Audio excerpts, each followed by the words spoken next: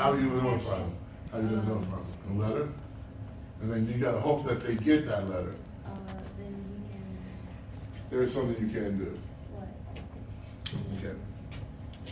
This is a great educational experience. You write on the back, the check, when you're endorsing it, cash under protest. Okay. You as the you are the person cashing or depositing under protest. So therefore, you put a notice back at him that, no, I did see that this is payment in full, but I'm arguing that it's not payment in full, thereby keeping your options open. Okay.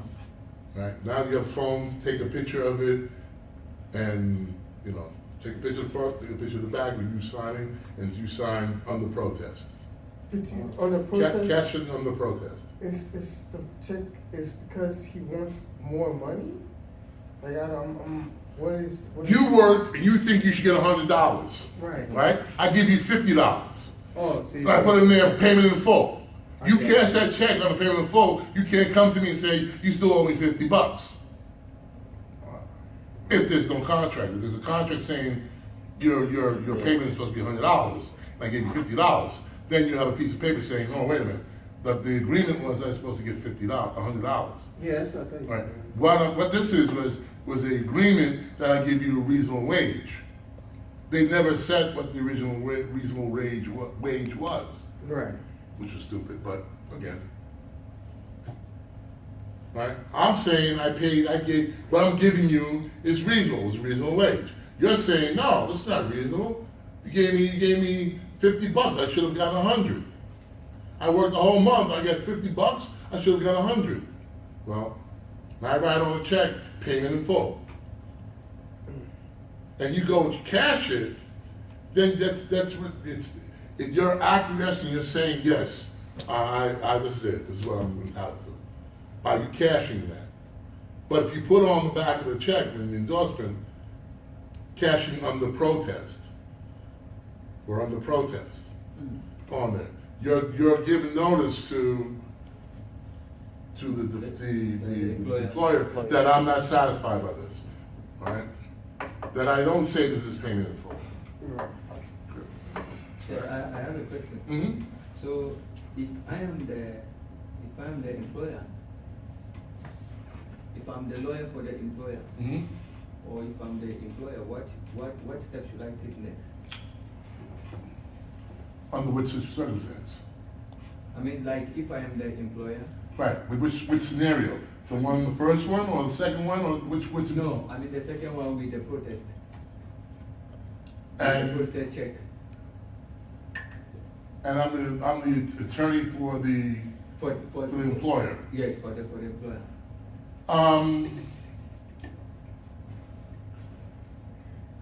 The price wasn't Well, discussed? one of the problems is that you didn't have a contract that discussed The price. or lays out the employment, the amount of employment contract. We'll get to this. Employment contract is supposed to be written. Okay. All right, so therefore that would have stopped it. Second, if this was a sale of goods or something, then the UCC, Uniform Commercial Code, would come into effect, and it would look at the fair market rate. All right, so they would look and say, okay, in this industry, what would be the reasonable rate of someone doing that type of job? Yeah. And then it would take a look to see whether or not that salary that was given did match that, Okay. right? And they would say, oh, wait a minute, this guy worked for a whole month and he worked for $50 doing this? No. Nah. So they will check the minimum wage and see. Well, they can do that, that's another thing they can do, I There was mean, no consideration. no, it's consideration. Because she gave you something. Consideration in what? Which way are you using consideration? You say consideration in the contract, there's no consideration in not being fair and not being Being considerate. fair. You're not being considerate. Oh, okay, Fair. that's a little different than consideration. Mm-hmm.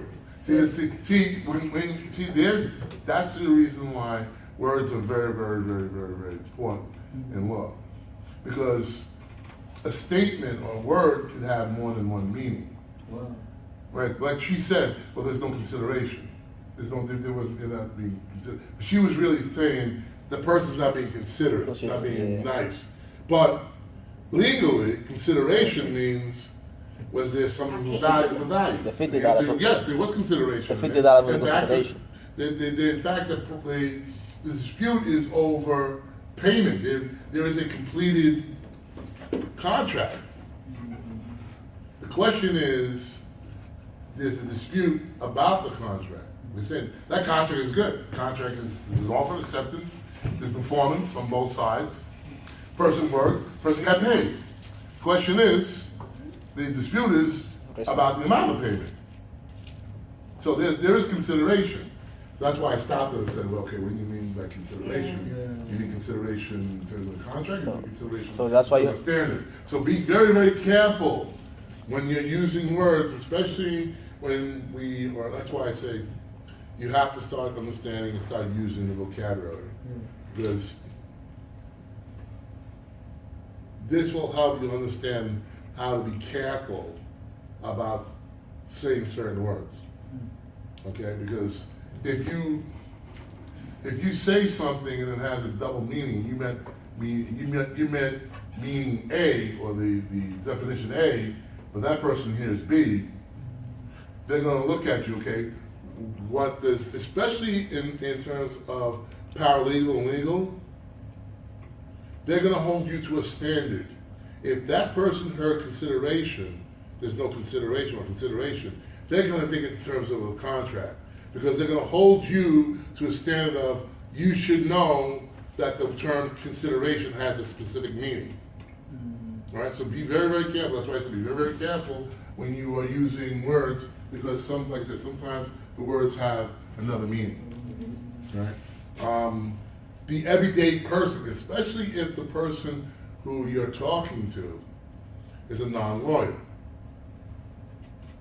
So if I'm saying something like that, I'm using the word consideration, and I said it to a layperson, the client, and the person relied on my statement,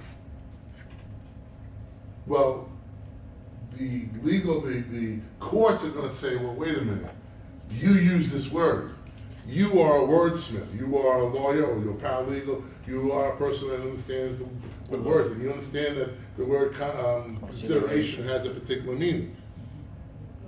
Right? You didn't clarify with the client. The client's going to take your statement as the truth, and I'm relying on your statement. If you should have understood that there are double meanings to that word. You need to make sure that whatever you're explaining to a person, make sure that person understands exactly what you mean. Okay? All right. In this, they talk about accord satisfaction. An accord is a contract to pay a stated amount to discharge a prior obligation that is either uncertain as to its existence or amount. Okay? The previous example demonstrates an accord and satisfaction. Again, an accord is a contract to pay a stated amount to discharge an obligation which is uncertain either as to the existence or the amount. The satisfaction is the performance of the accord contract. Employers tendering the check is the offer for an accord contract. I promise to pay you this amount for your promise to take this amount as full payment of my obligation to you. Let me repeat that. This is an accord of the contract. When they said this is a reasonable amount, when the employer handed the employee that check that said payment in full, that employer was handing an accord to the contract. And it says, I promise to pay you this amount for your promise to take this amount as full payment of my obligation to you. Because it's out there as to what exactly did you mean by reasonable wage. Right? Both parties are at fault because